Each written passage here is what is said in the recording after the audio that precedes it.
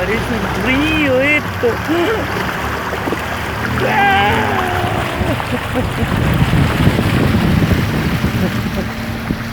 Estamos en la 9 de julio y Y Viamonte.